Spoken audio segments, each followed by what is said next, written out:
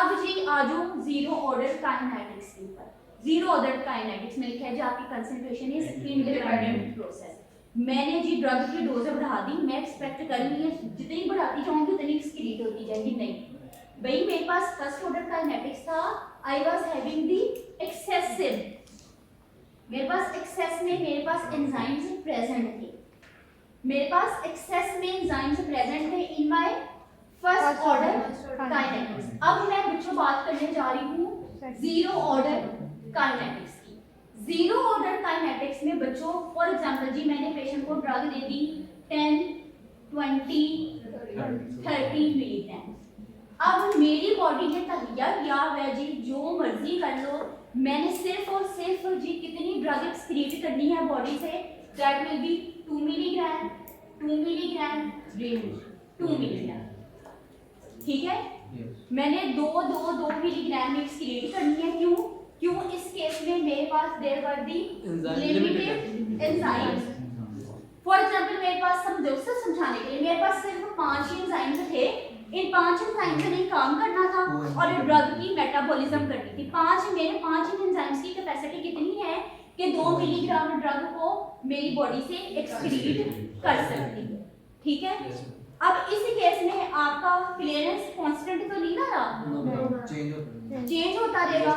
तो इस केस में भी आपके ये जो परसेंटेज आएगी क्लियरेंस की that is not the same, but भी एक कांस्टेंट अमाउंट में आपकी ड्रग जो है वो बॉडी से एलिमिनेट जरूर होगी। क्लियरेंस सबसे ज्यादा किसकी होगी?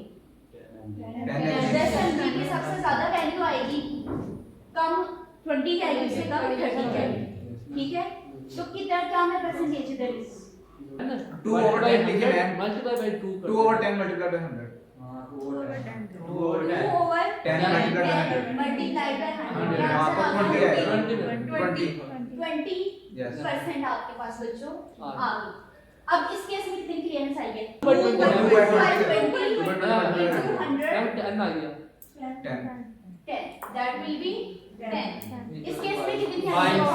2 डिवाइडेड बाय 30 30 into 100 6.6% आ गया। ठीक है, 6.6। भाई एक कांस्टेंट अमाउंट मेरे साथ यहाँ से डिक्रीज हो रही है, निकल रही है, एलिमिनेट हो रही है भाई, लेकिन मेरी जो क्लियरेंस है वो वेरी करती जा रही है। क्लियर है बच्चों?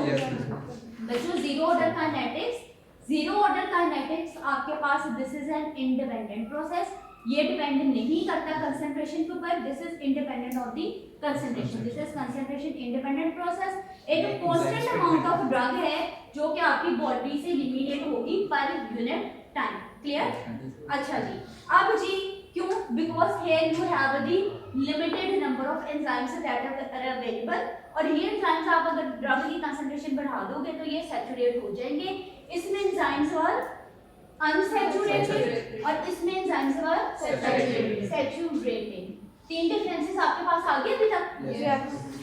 अच्छा जी, नेक्स्ट में आ जाओ जी, आपको ऑथर ने लिख दिया मैं अगर ड्रग की कंसंट्रेशन को इंक्रीज करते जाती हूँ, ठीक है, above a certain point does not increase the rate of metabolism. ये नहीं कि मैंने इंक्रीज की तो अब ये 2 के बजाय 4 या 4 के बजाय 8 मिलीग्राम एक्सक्रीट कर देगी, ऐसा नहीं होगा।